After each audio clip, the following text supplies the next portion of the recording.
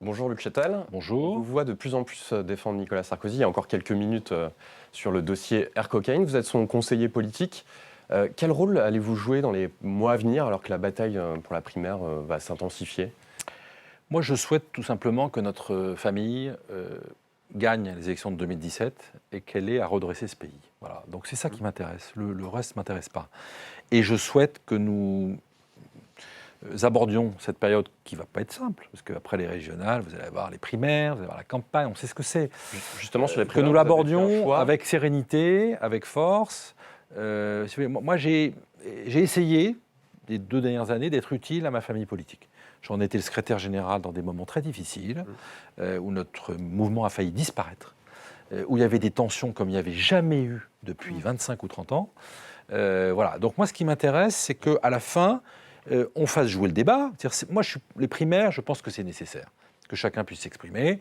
Il y a des sensibilités différentes, il y a des talents différents, mais il y a beaucoup de talents. Alors, on sent et il y a beaucoup d'idées. Donc, on- il faut bien...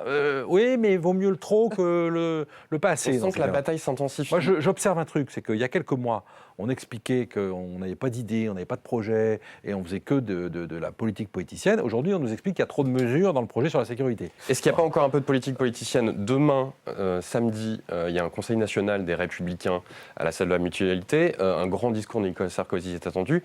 Il y aura des absents très remarqués. Je parle évidemment de François Fillon, Alain Juppé, Bruno Le Maire. Ils ne seront pas là. Est-ce qu'on y voit un boycott vis-à-vis de Nicolas Sarkozy ?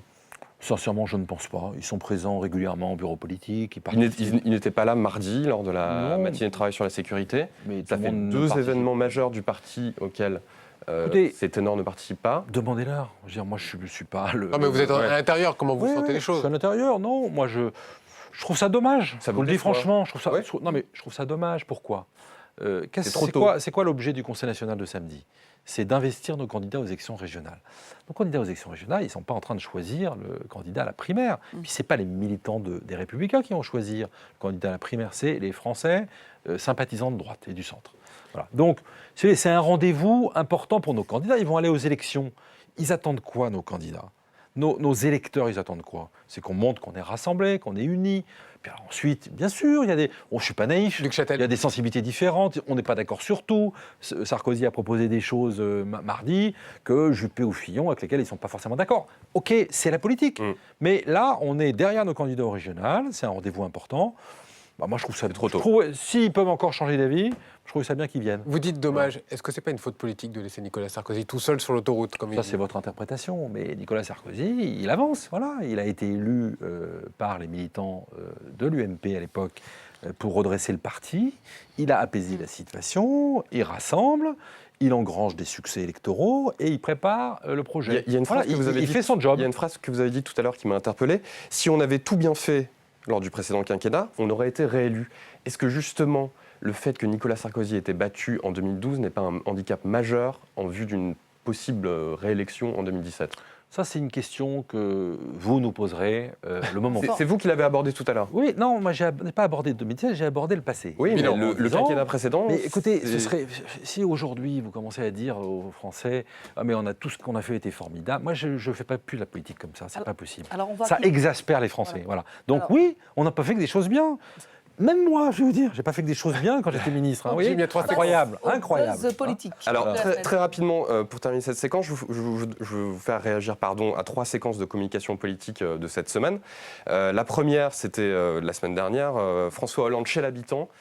BFM TV a révélé que la rencontre chez Lucette, qui est désormais très connue, avait été montée de toutes pièces. Est-ce qu'il s'agit est-ce que François Hollande s'est piégé lui-même dans sa propre boulimie de communication ?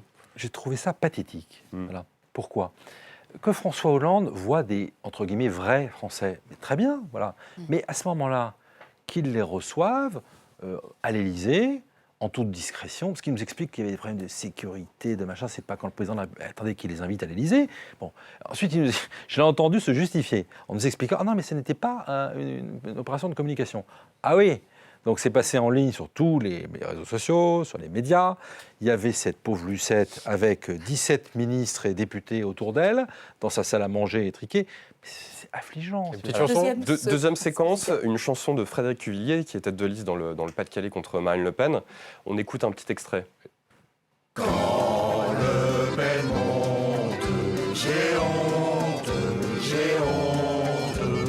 Quand elle descend, je suis content. Est-ce que c'est de la bonne communication ? À titre personnel, je ne pense pas. Voilà, je veux dire, il nous est arrivé aux Républicains de faire ce genre de choses. Je pense que à chaque fois que les responsables politiques se mettent en scène, ils se trompent. Voilà. Nous ne sommes pas des stars, des acteurs. C'est pas vrai. Je veux dire, les Français, qu'est-ce qu'ils attendent ? C'est qu'on réponde à leurs problèmes. Voilà.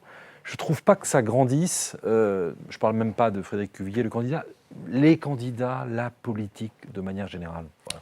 Dernière séquence très rapidement, le clip diffusé par le ministère de l'Éducation cette semaine contre le harcèlement scolaire, c'est un sujet très sérieux. On en regarde un extrait. T'es nul, crétin, va. Tu sais même pas lire. Débile, t'es la honte de la classe. Baptiste, t'es avec nous ?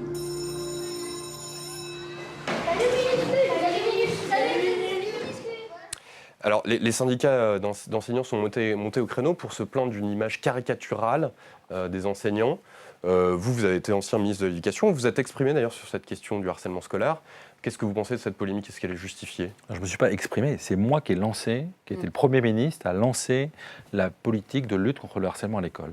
Donc j'adhère complètement à cette campagne, qui est exactement dans l'esprit des clips que j'avais moi-même lancés en 2011. Voilà. Les élucubrations des enseignants, j'y suis habitué. Faux débat. Mais bien sûr, si vous voulez, on a besoin de lutter contre l'omerta. Le harcèlement à l'école, c'est 10% des élèves. Et pourquoi j'ai agi ? Pourquoi j'ai agi ? Parce que j'ai été bouleversé par des témoignages de parents qui sont venus m'expliquer, me parler de ce qui arrivait à leur enfant. Ça ne peut pas vous laisser indifférent. Voilà. Donc, les corporatistes dans ces cas-là, c'est franchement déplacé. Merci, M. Chektan.